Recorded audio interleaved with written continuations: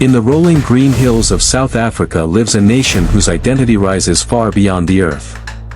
They are the Zulu, proud, resilient, spiritual.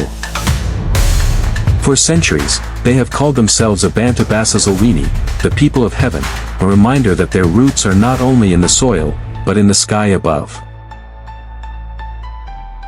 From their powerful kings to their vibrant dances and ancestral traditions, the Zulus see life as a sacred connection between the living and the divine.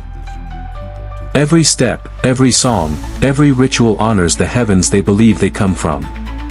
Join us as we explore the people who carry the spirit of the sky when blood is drawn.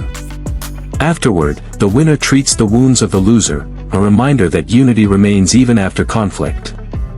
In 1879, Zulu warriors shocked the world by defeating 1,500 British soldiers at the Battle of Isandlwana, one of the greatest military victories in African history.